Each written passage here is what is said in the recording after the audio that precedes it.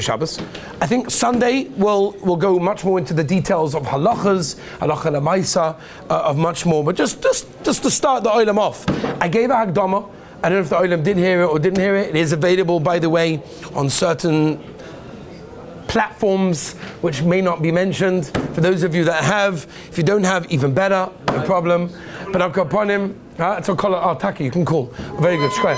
On Torah, anytime you can take a phone and you can call. I have no idea what the number is and how you get to it. Okay, but I'll go upon him. It was a little bit of a hakdama into the sugya a little bit, but just to go a little bit weiter. Maaser Shabbos, by the way, is an unbelievable sugya. It's a sugya that's negaya to every single one of the lamates malachas, and of course the gzeivos midrabanan that we have on Shabbos. It's negaya all the time when things happen on Shabbos Kodesh. What do? People sometimes know Hilchos Shabbos, but they don't know what happens if you do the halacha by mistake. Right? There are so many shilas that come up all the time. What do you do in such a situation? I'll tell you a Maaser. This is a true Maaser. I wasn't involved in the Maaser because it happened in Gateshead, but a guy came over to me afterwards and he told me the story. This is what happened, and he said like this. He said something happened with the chulent. They took it off, they put it back on with the blech, without the blech, whatever. Okay, well we have a lot to talk about. We're learning Bishon as well, so we'll get to that sugya as well. But I'll go upon him. Something happened. He wasn't sure what to do, so the father said to the son, go and take ask the shayla to the Rav. This was going back a number of years ago. This has happened quite a few years ago. And the father said, I'm going to the Rav. Father said, I'm going to the Rav, I'm going to ask him the shayla. So the son said, no, you can't go to the Rav, because I want to eat the chunt this week, and I know what he's going to say. He's going to be machmeh. So I'm going to another Rav who I know is very, very mekel. What's the halach over there? They both went, and they both came back with a different answer. So obviously the shayla was, what are you allowed to do in that case when you have a case of one Rav that paskins one way and another Rav paskins another way? How does it work? Can the father eat the children and the son can't eat the children or not? It's a different sugya. It's like a valdiga sugya, by the way, very negeya. People ask shaylas all the time. The question is, are they bound by those shaylas? Are you allowed to ask a shayla if you're not going to follow the psak? Whatever. Al Kaponim, Maaser Shabbos is extremely negeya when it comes to things that happen on Shabbos Kodesh. Are you not allowed to use those things? There's a Merdiga Ben Ish Chai when he talks about boira. The Ben Ish Chai says that if by mistake a person does boira on Shabbos, so he takes out, let's say, the cucumber from the salad, oivai, I did boira. Zuk the Ben Ish Chai, put it back inside. Very controversial Ben Ish Chai. That's going to help you. It's not like the Hishav Segzela. It's not like you have a say that will come along and masak in the nose. Like how does that work? But I'll upon him that's a Mordega Ben Ish Chai. But the shayla is very negeya when something happens on Shabbos Kodesh. Can you or can you not use that item? Is it over you, other people? Who's considered to be achayrim? What happens if you're in a hotel? What happens? And by the way, in a hotel, I would never suggest going to a hotel, because hotels have a lot of different shaylas. I've spent many times, going through kitchens of hotels, and many shaylas that come up, and the shaylas in a hotel is, what's your din? Are you for the mishpacha again? Shabbos Yontov. Yeah. During the week, something else. No, you can go to a hotel. I'm not gonna. Don't come out of the share saying he said you can't go to the hotel. No, but you can go Shabbos also. But there's a lot of shaylas that come up. Yeah. So we have a pasuk. We have a pasuk, ki kodesh hi. It is kodesh. Its maisim is not kodesh. By the way, we for sure have to discuss the hotel sugya, but we also have to discuss electricity in Eretz Yisrael. That is going to be a very fun sugya for us to discuss. Electricity in Eretz Yisrael. If there are any briskers out there, now I have the bochum come over, but years and years ago, I used to have some brisker bochum that came to my house, and I really enjoyed telling them. You have to be done of course, because I have a head for this, so we'll get to it why I did this.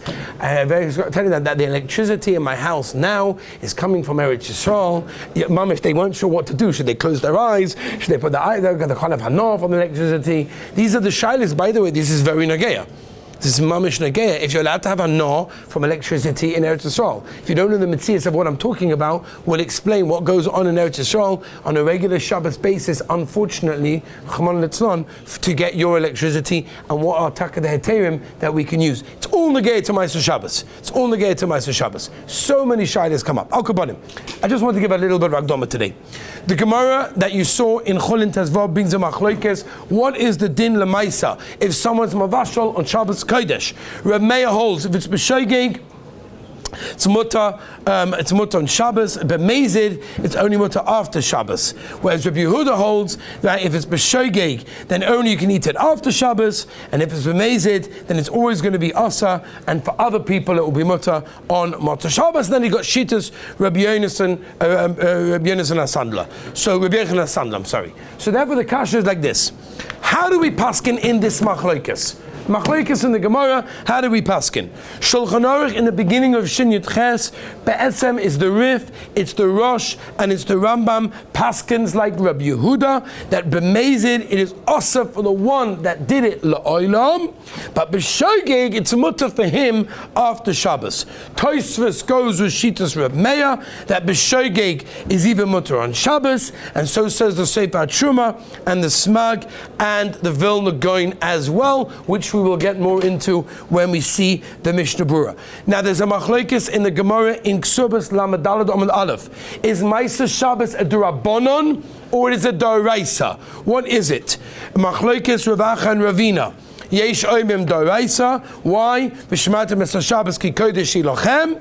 And so learns as well that just like Shabbos is also Bahana, so to anything that comes out of the Maaser Shabbos is also Bahana. Others hold Lemaisa that it's Rabbanon, because he Kodesh, Ve'ein Maaser Kodesh. Lemaisa we pasken. And again, this comes from Gedolei Rishonim, V'achronim as well. The Minchas Yizkor is a beautiful tshuva, Cheder Gimel Siman Kuvav, Reb Moshe has a tshuva as well, Kuf Chof Gimel, but the Mishnah Berurah paskens Halacha Lemaisa. Maaser Shabbos is Durabbanon. That means the Issa of having hana of something that was done on Shabbos Kodesh is a durabbanon, which will of course come out that whenever there's a suffix on something like that, we can automatically be makel. Right, just to give you an example, and we'll get into it next week. If there's a machlokes poskim about whether you could do something or whether you cannot do something, and it was done, then halacha l'maisa you're allowed to have it. You're allowed to enjoy it, allowed to use it. Why? It's a suffix plugza, the lashon of Chazal, which means whenever there's a machlokes about something, since we're dealing with the Rabbanon, to begin with, memela I could be making in that case. So I just wanted to start with that sugya. Next week in Mitzvah Hashem, we'll go through much more of the pratim and details, halacha l'maisa, of how it applies. Just to mention one thing, there's a Mordechai Chazon Ish. The Chazon Ish was very, very makpid to try and stay away from seeing Chil Shabbos. He didn't want to ever see Chil Shabbos, whether it was a car driving on the street or never someone doing something he shouldn't be doing. He was very makpid not to see Chil Shabbos. It's brought down in Maaser Ish, Chelik Beis, in Perek Ches. He doesn't say the reason. Someone will say the reason is Pasha because it's also Shabbos, but Reb Moshe has a beautiful tshuva.